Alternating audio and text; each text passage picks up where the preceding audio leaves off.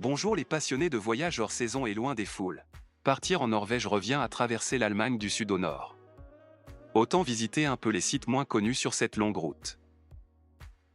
À Dalkingen est remis en valeur une porte romaine. Rothenburg est très touristique. On y trouve aussi des lieux tranquilles. Duderstadt est une agréable surprise sur l'ancienne frontière intra-allemande. Hildesheim a beaucoup de patrimoine historique remis pleinement en valeur. Le voyage aux îles Lofoten était initialement prévu pour 2021 afin de fêter dignement les 50 ans d'Alex. Les insécurités liées au deuxième début d'automne sous les mauvais auspices du coronavirus nous ont fait longtemps hésiter à réserver une maison aux Lofoten. Nous abandonnons finalement l'idée du voyage devant les différents règlements aux frontières et on va passer plusieurs semaines en Toscane et Corse. Nous ressortons l'idée pour septembre 2022.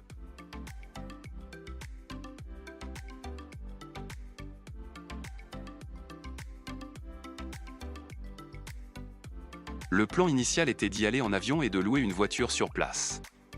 Mais tout ceci est assez cher en somme et on est fortement limité en bagages en avion. On décide donc d'y aller avec notre Renault Trafic aménagé tout en louant une maison sur place.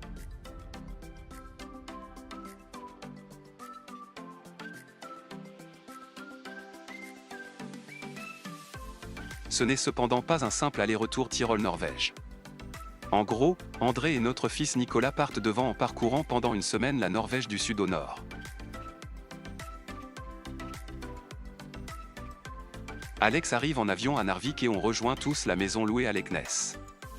Au retour, c'est Nicolas qui prend l'avion et Alex qui descend avec André pendant une semaine le long de la côte norvégienne. Mais en réalité, c'est encore bien plus compliqué. Ainsi, Nicolas part encore une semaine plus tôt en train pour rendre visite à des amis au nord de l'Allemagne. André part lui aussi plus tôt de 5 jours pour visiter des sites et des villes où on ne s'arrête pas normalement quand on va en Norvège.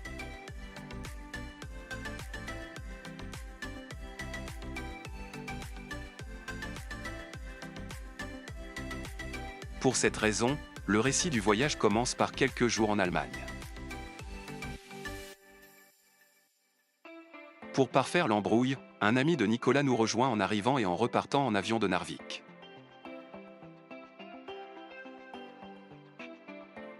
André part donc le mercredi 24 août 2022 du Tyrol. Il ne prend pas la voie directe et passe par Garmisch-Partenkirchen. Cela commence très bien, route libre et météo radieuse. Or, ces mêmes routes de campagne sont bouchées par des tracteurs en Allemagne.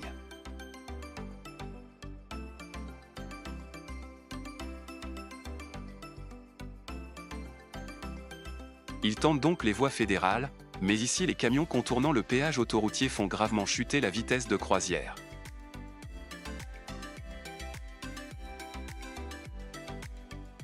Les taches sur le pare-brise resteront encore visibles quelques jours, excusez-nous.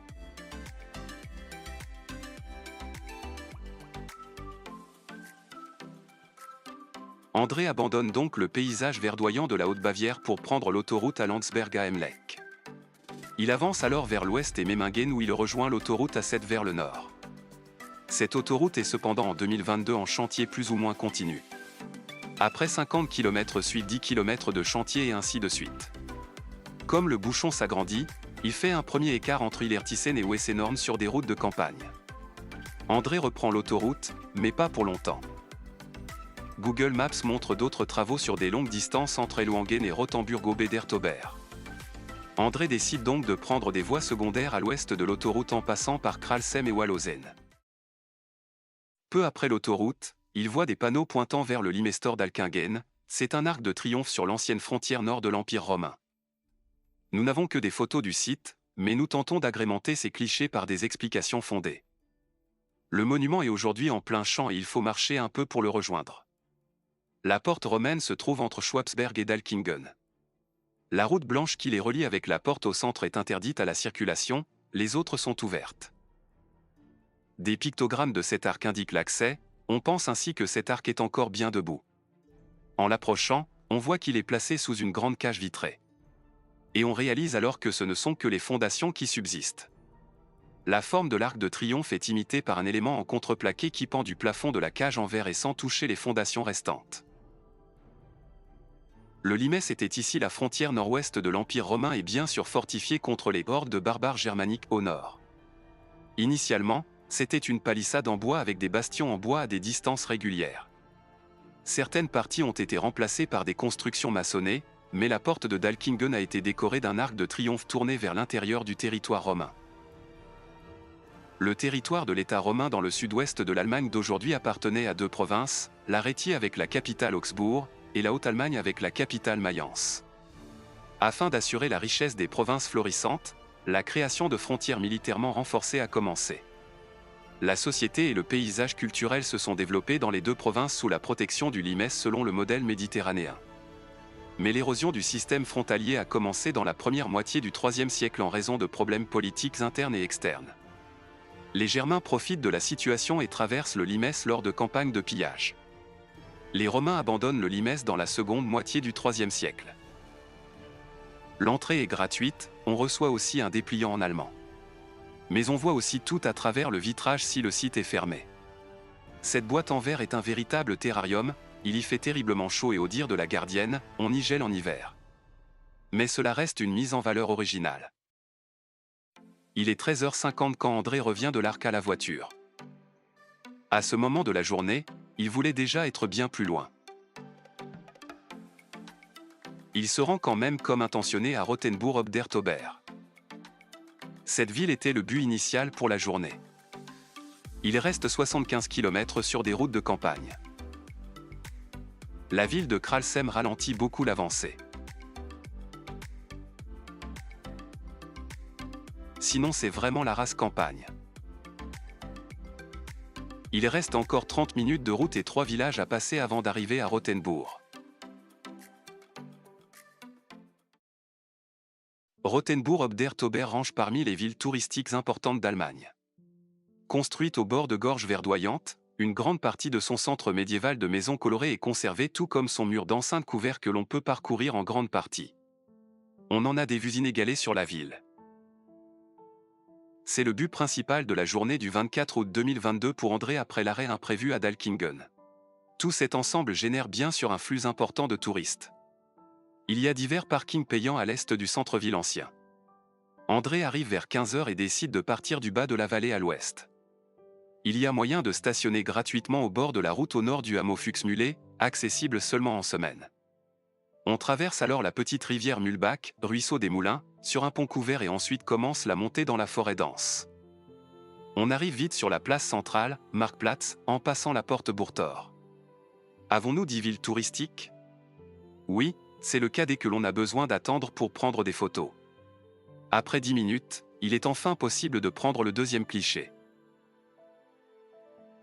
Sur tous ces axes principaux se trouvent cafés, hôtels, chocolatiers et un signe infaillible de ce que l'on appelle en anglais l'overtourisme, un magasin du Père Noël ouvert toute l'année. Il y a cependant aussi des ruelles secondaires moins snobs où habitent encore quelques vrais habitants. La place centrale avec la mairie et sa tour ainsi que la maison de l'office du tourisme vaut vraiment le détour.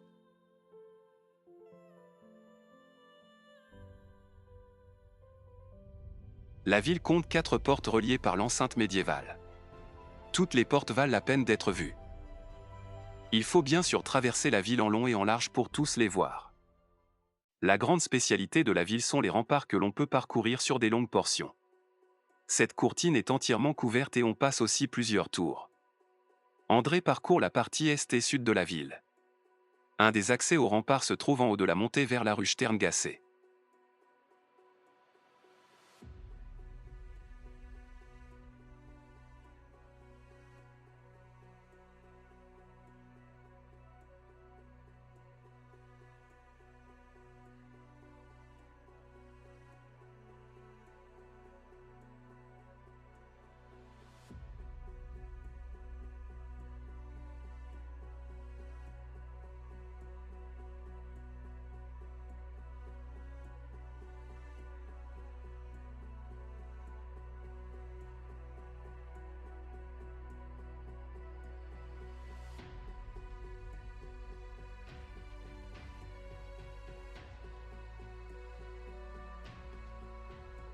On en voit bien sur la ville, ses maisons anciennes et ses monuments centraux.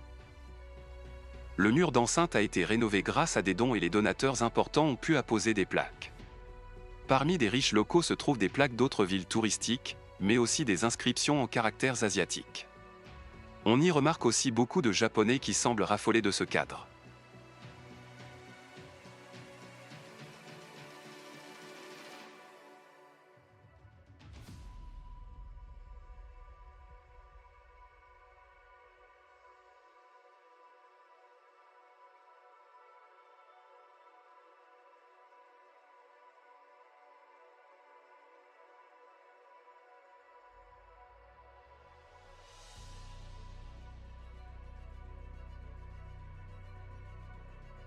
La charpente de la courtine couverte des remparts est de constructions différentes selon les sections.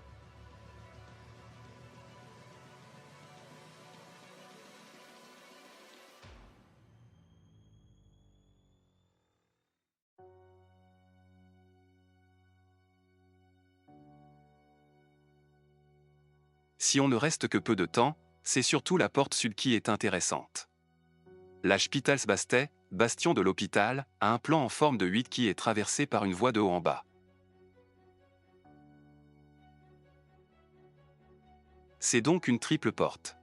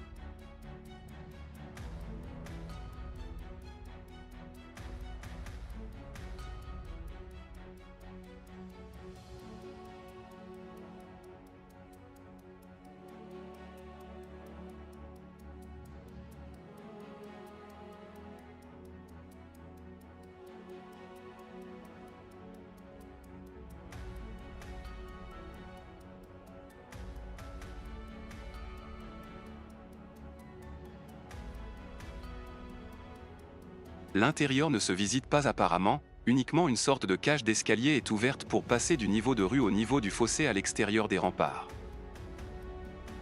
Dans la partie sud-ouest se trouve aussi l'ancien hôpital, le bastion de l'hôpital n'ayant été qu'un premier lieu de soins au Moyen-Âge, loin hors du centre.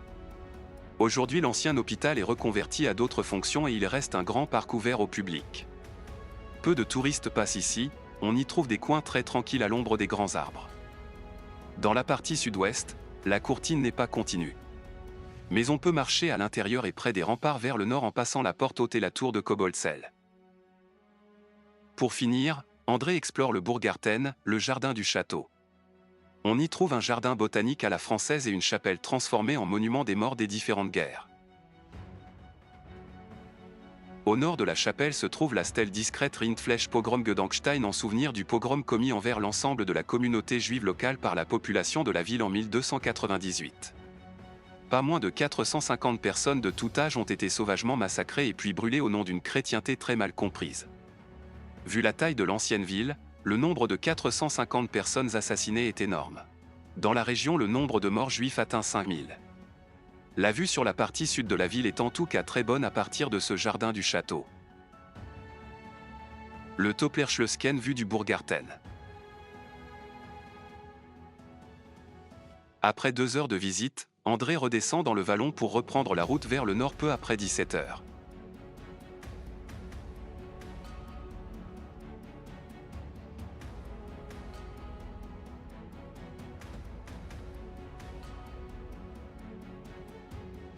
Sur la petite route qui contourne la ville, on revoit certains monuments vus plus tôt et qui dépassent des arbres.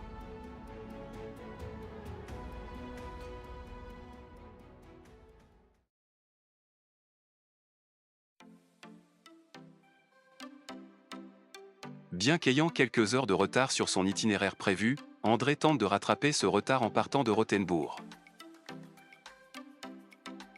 Une fois n'est pas coutume, l'autoroute A7 est en bon état et presque libre à partir de Fulda, il n'y a plus aucun bouchon.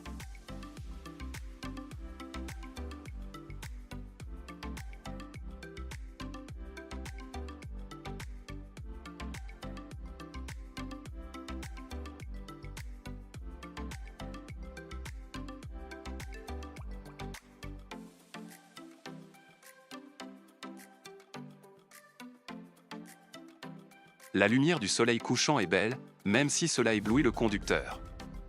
La Norvège est bien loin au nord, il faut traverser l'Allemagne tout entière. Même en faisant des haltes plaisantes, c'est quand même 1 millier de kilomètres rien qu'en Allemagne. André est seul, il agrémente la conduite avec de la musique et des biscuits. Il met bien sûr des miettes partout.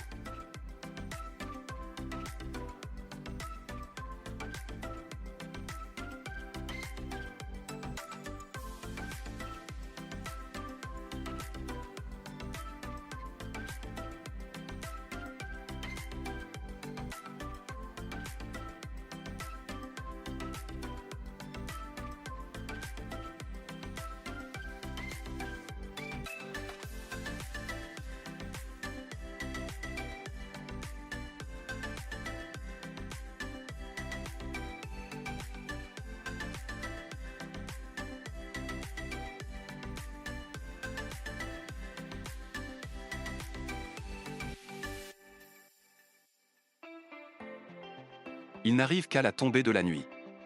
André vise un emplacement au sud de Duderstadt car il a cette ville au programme le lendemain. L'emplacement est une piste forestière qui se termine en cul-de-sac sur une clairière au nord de Kaltenberg près de Elbad-Heiligenstadt. Nous sommes dans la province de Thuringe qui est très boisée et vallonnée ici. C'est dans l'ex-RDA, non loin de l'ancienne frontière. La nuit est en tout cas agréablement calme. La photo est logiquement prise le matin suivant. André a bien dormi, mais la GoPro est mal réglée, on voit en tout cas la sortie de la forêt en accéléré.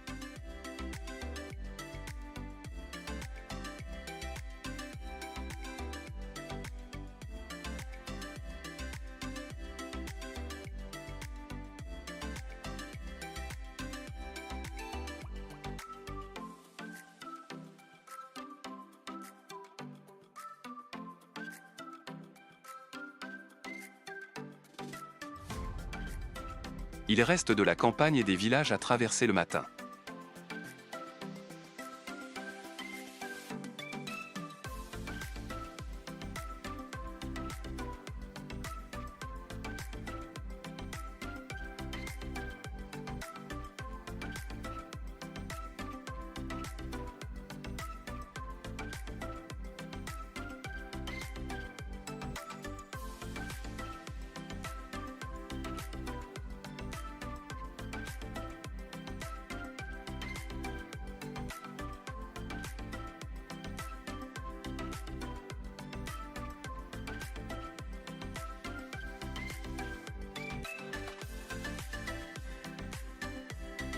Duderstadt n'est que le point numéro 2 de la journée du 25 août 2022, le premier arrêt est au sud de la ville sur le Pferdeberg.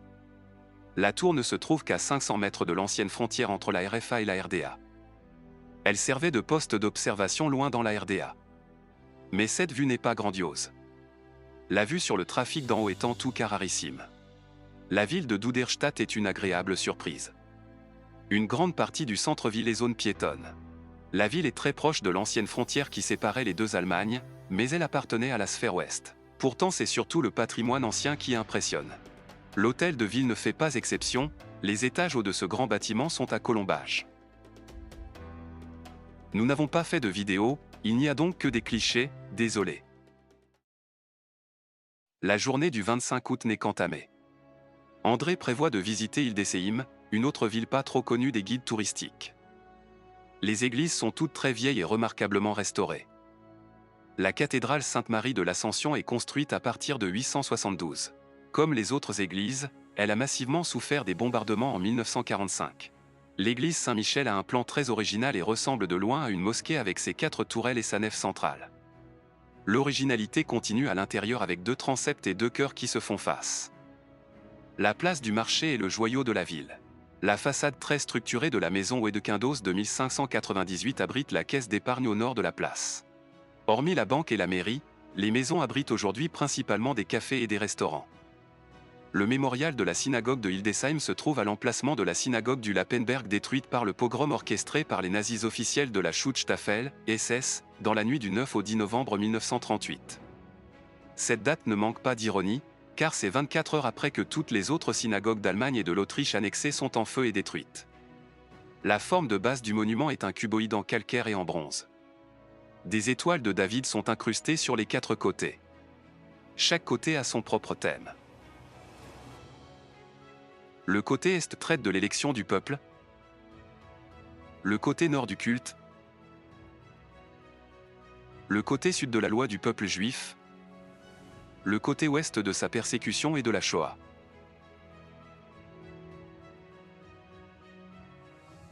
Cette dernière montre aussi l'ancienne synagogue en feu. Une miniature de la ville de Jérusalem, portée par 4 lions, se dresse comme une sculpture en bronze sur le cuboïde.